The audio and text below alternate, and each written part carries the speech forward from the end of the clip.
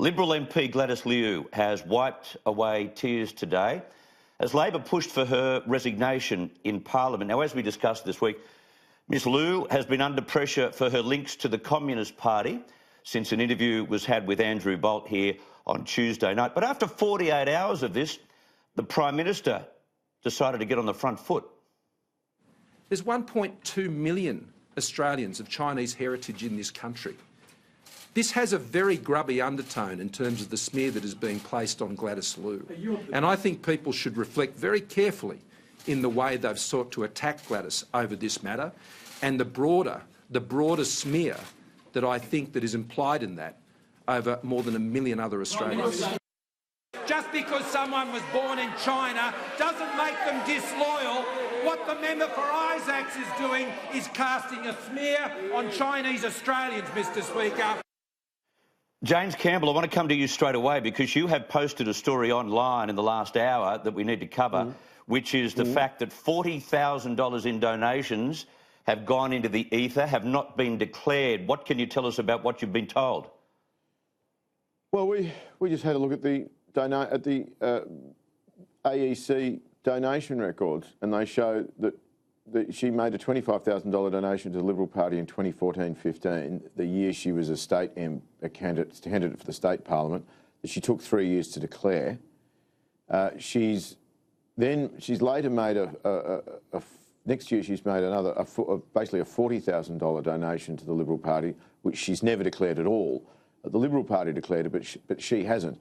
The story also details that she was a member of another organisation which is essentially controlled by the Communist Party of China that ran a large protest in the city against the South China Sea ruling.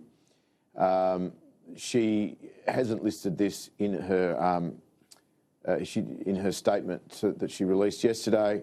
But she did mention it in a statement in an interview 6 to 8 weeks ago that she gave shortly after she was elected. She volunteered that she was a member of it. Now she can't quite bring herself to remember that now. I actually think what the Prime Minister said today was pretty stupid.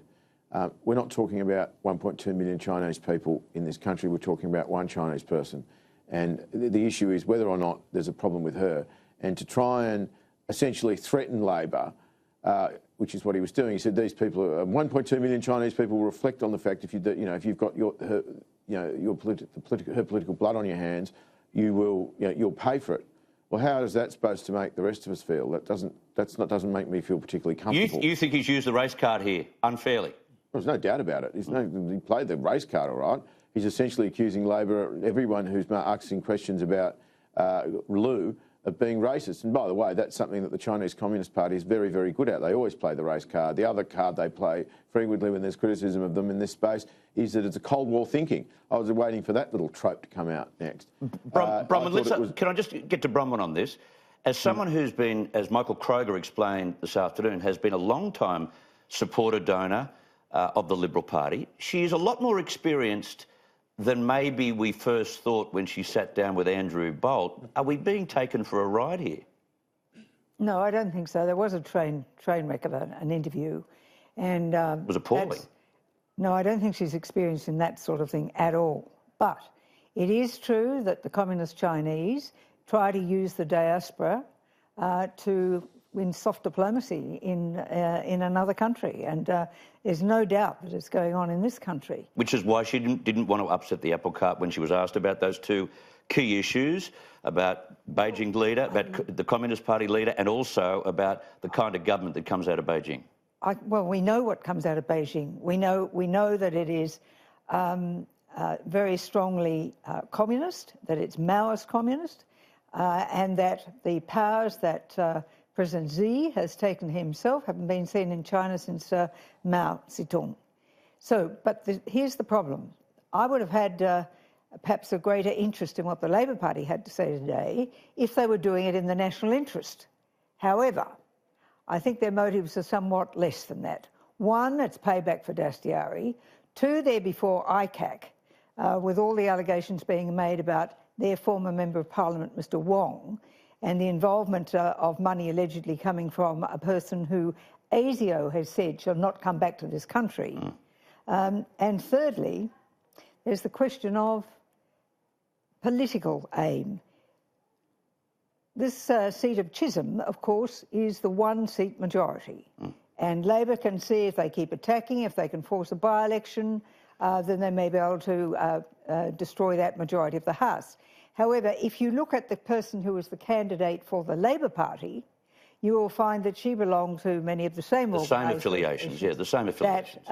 That Gladys Liu belonged to. So I think we've got quite a long way to go as to whether or not there is a sinister side to being members of this organisation, and I think we need to know that. I think we're entitled to know that because the Chinese government certainly does try and have influence in our country through students on the campuses of Australia, which we've seen particularly in Queensland. Exactly. Nicholas, are we being... I asked Bronwyn about whether we're being taken for a ride here. This is a person that was born in China, and it's very rare that you don't find someone of that ilk and that age not affiliated in some degree to mainland Communist Party. Having said all of that, I get the feeling that at best she's sly and at worst she's devious. Well, I mean, I think the first observation to be made is that Gladys Liu was not born in China. She was born in Hong Kong. She's not from the mainland. She's from Hong Kong. I didn't say she was born in mainland. I said she was born in China. Fighting for their independence from the Chinese mainland. Look, I think Scott Morrison really overplayed it today. I mean, blind Freddie could see the tactic that he was trying to employ by saying that, you know, critics of Gladys Liu were racist and saying that, you know, appealing to the 1.2 Australians with Chinese background and somehow inferring that he's on their side and anyone who's critical of Gladys Liu is not. I mean, it's not racist to point out that Gladys Liu has got connections to a secretive Chinese influencing organisation, an organisation which she said she was not a member of, but then it turned out she'd been a member of for 10 years. ASIO was not being racist when they said that the Prime Minister, or the then Prime Minister, Malcolm Turnbull, should not attend an event with Gladys Liu because of some of the people who were attending. But that's interesting. Can I just pick you up there? That Gladys Liu had to give I understand the point you're making. Tens of thousands of dollars in donations, as James Campbell pointed out in his newspaper. I understand the point. Because they came from people who were not allowed to be donors in Australia because of their Chinese connections. Okay, I understand. I understand. But my additional question on top of that, and you've raised it, the ASIO has gone, well, hold on a second, there are donors here that you shouldn't be seen to be with, and they might be a little bit suspect. But why hasn't ASIO done a proper background check, and the checks that the likes of James Campbell has been doing this afternoon, why haven't they done a proper check on Gladys Liu? By the sound of it, they haven't. I think they have. Well, yeah, I suspect that they have, Chris. The fact that they cautioned the Prime Minister about attending the event, the fact that she was required to hand back tens of thousands of dollars in donations. I mean, I don't know for certain, but I suspect at least some of that information was coming from ASIO investigations. And if James's report tomorrow's paper didn't go by, Nicholas, it sounds like there is a lot more to come on this. Well, James has just said they've done a check. How do you know that ASIO has done a check on her? Because there are two reasons. One, because when Turnbull cancelled the dinner that he, or the meet and greet function he was meant to do out in Chisholm, they raised a number of names. There were a number of people that they had concerns about, and I believe she was one of them. Secondly, as we reported in the Herald Sun today, two state MPs and a senior party official have told me that they were told by another senior party official that they had been met by, quote, men in grey suits who had given the party advice in the lead up to this year's federal election that it would not be a good idea to pre-select her. Michael Kroger denies that. Michael Kroger denied that this afternoon three times. Well, he can if he wants. Yeah. Well, he did. You're saying he's lying? I'm not saying anything. We haven't named the official. James, I think Michael Kroger was very firm today in his denial of having been told that she shouldn't be pre-selected. And if ASIO was investigating, allegedly, Gladys Liu, then also they presumably were investigating the Labor Party candidate. They have, and in fact, now, it is not uncommon. Let me finish. No, but I can tell you that you're right. They have, and they have told the Labor Party about people, and Labor has removed people from candidates' lists and has got rid of them. I have been absolutely. She was the candidate. And she was nearly elected. Well, why did we have a situation? Sorry, but hang on. Finish there's a massive difference between the candidate who was running in Chisholm and Liu, right? Although the Labor candidate may have been a member of some of these organisations, that's not the only. There were no suggestion there were any security concerns about it. Moreover, she's from Taiwan. She's a Taiwanese Chinese. And doesn't that say something about people belonging to organisations that are part of the Chinese community? Yeah, the percentage of people in the seat of Chisholm is very, very high, as you know. So I think we're in... James, just let me finish. I think we're in a very speculative area here. Now, the fact that Malcolm Turnbull didn't turn up to something wasn't unusual. The fact that he says he was warned off, that's another thing. It is not uncommon. It is not uncommon for when you're running in a political campaign to have a list of people not to be photographed. But are we going to get down the track here and decide that the Victorian Liberal Party was duplicitous in putting Gladys Liu as a candidate for Chisholm when they knew she had a background that wouldn't be suitable? That's a very good question. Well, all right. Are you making the same statement about the Labor Party? I'm just asking whether that's where we're going to get to down the track. No, but listen. But okay, I make no judgment about that. I think. But but not.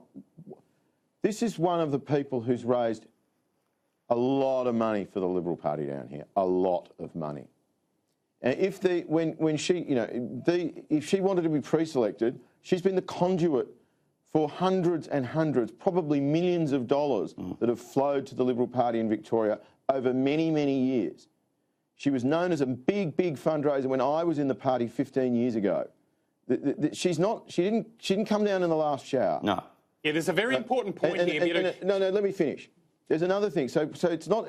There's no analogy between some, lightweight that the Labor Party plucked off the street and ran in Chisholm. Gladys Liu's been a player for a long time, and she's got some very, very interesting connections.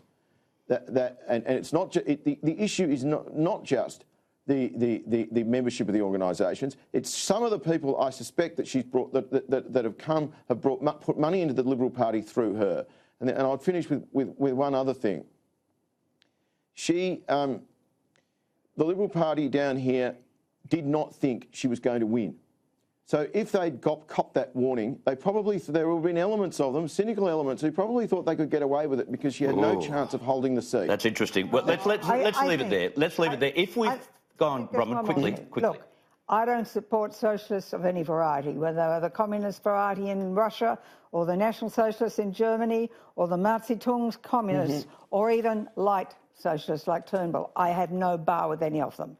But the long and the short of it is, I think that you've got to look at this in an even-handed way and look at the attack, why it's being made, and the cynical reasons behind the Labor Party attack. But I think with the Prime Minister taking a very firm stand that he does, he has gone out on the front foot, which is what he has to do if he's going to keep that majority. Well, he risks now. Can I say one thing? Yeah. Labor, on Monday, Labor did not ask a single question about this. No. None of their front benches wanted to speak about it. They were dragged kicking and screaming to this as the media reports, piled up during the week. They were not. This is not a Labor Party-driven thing. They haven't been walking the gallery briefing people about this stuff. This is stuff that journalists have dug up. Labor is hiding under the bed. The line that Morrison used today about the 1.2 million people was actually used to me by a senior Labor politician earlier in the week as a reason why they weren't going near it. Which is understandable. They have looked after the Chinese in just about every state in an effort to bring them into the fold. I've got to take a break. It is a hot issue, and given James's posting of that story on the Herald Sun website tonight, you'll hear a lot more about it through Sky News, of course, but right across the nation tomorrow.